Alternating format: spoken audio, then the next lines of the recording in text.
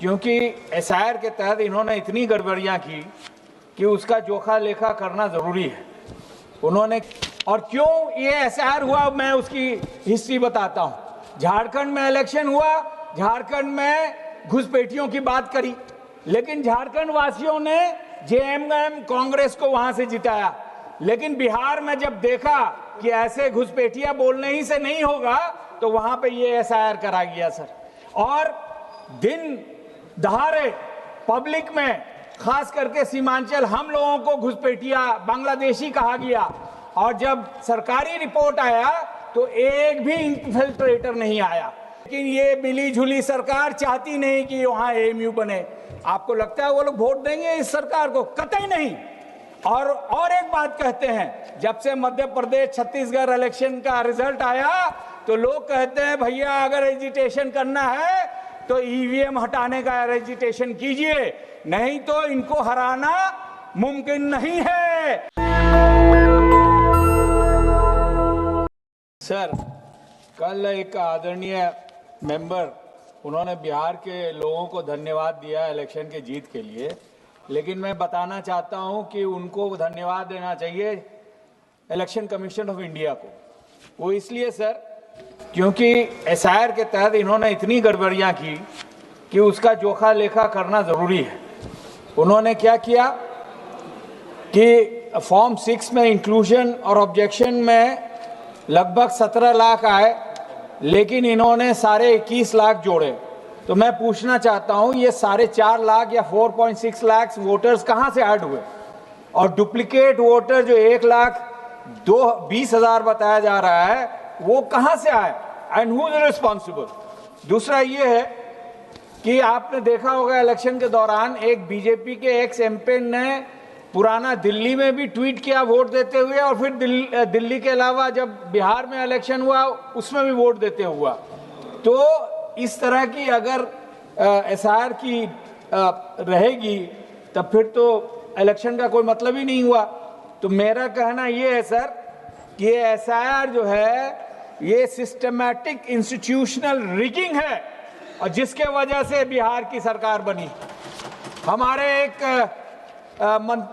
X मंत्री ने कहा कि बिहार में बहुत काम हुआ 20 सालों में, तो उसका आंकड़ा देना चाहता हूं सर मैं।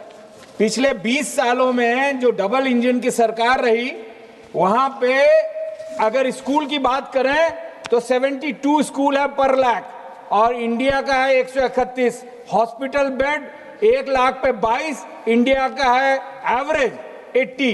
Colleges 8 versus 31, engineering college 7 versus 30। Doctors, एक डॉक्टर पे 29,000 बिहार के लोग हैं, बनस्पत एक डॉक्टर के हिंदुस्तान के 800 लोग हैं। Per capita income sir India की अगर 2.5 लाख है तो बिहार की 1/4 भी नहीं है, 65,000। और जहां से मैं आता हूं सीमांचल से, वहां सिर्फ 23,000 है। और उसमें आप जो है आप प्रशासन को इजाजत देते हैं कि आप जो है 10,000 रुपये दीजिए, 1 करोड़ 40 औरतों के बीच में बांटे, तो उसको अंदाजा लगाइए कितना असर पड़ेगा। और वही नहीं सर,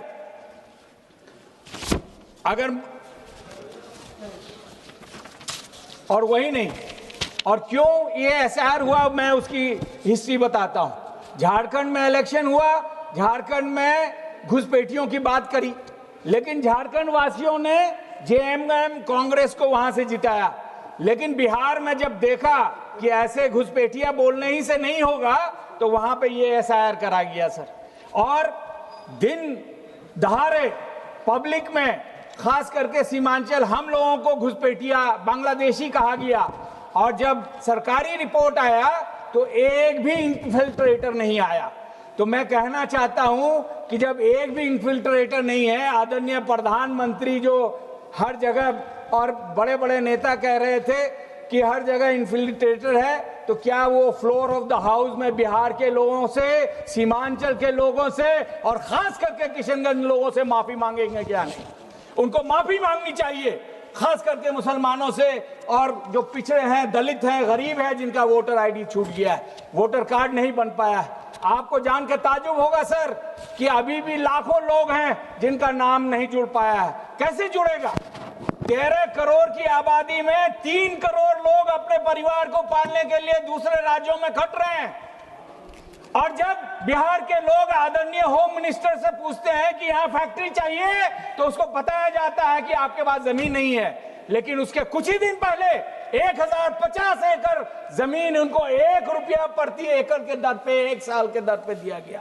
तो क्या ये बिहारियों के साथ इंसाफ है?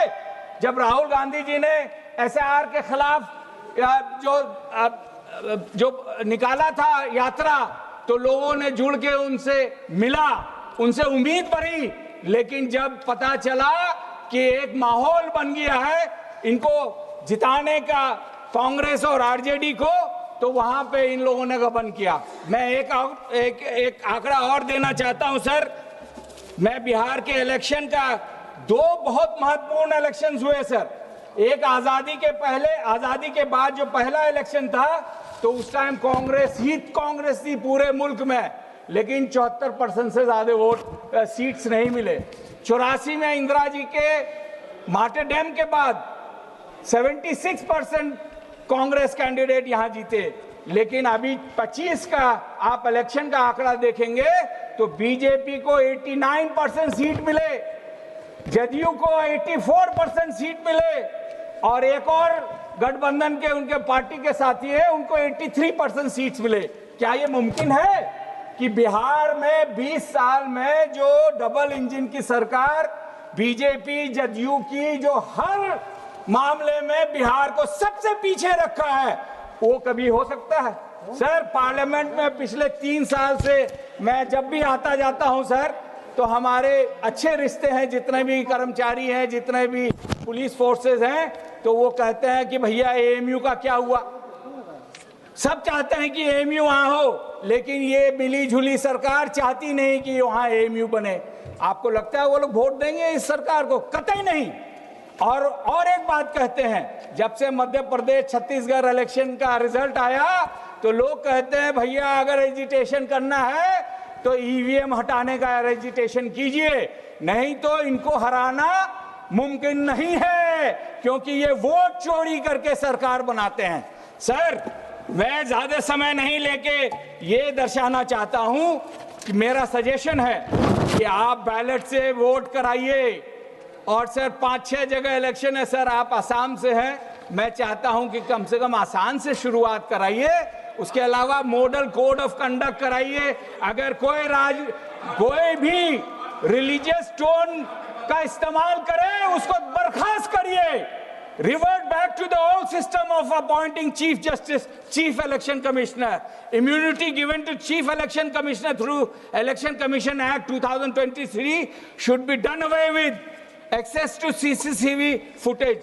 इसकी CCTV फुटेज हर बूथ में, हर जिला में कैंडिडेट्स और पार्टीज को कम से कम 5 साल के लिए मुहैया कराइए, उसको मत हटाइए। और आखिर में मशीन रीडेबल वोटर लिस्ट सबके लिए उपलब्ध कराइए सर। ये वोट चोरी रोकिए, और राहुल गांधी जी ने कहा उसको सीरियसली लीजिए, वरना हमारी डेमोक्रेसी नहीं रहेगी। बहुत बहुत शुक्रिया, धन्यवाद सर। नेशनल दस्तक की आपसे गुजारिश है कि अगर इसको बचाना चाहते हैं तो नेशनल दस्तक को सब्सक्राइब करने के लिए रेड कलर के सब्सक्राइब बटन को दबाएं, फिर बेल आइकन की घंटी दबाएं। नेशनल दस्तक को बचाने के लिए बहुत जरूरी है कि हर खबर को शेयर करें, लाइक करें, कमेंट जरूर करें।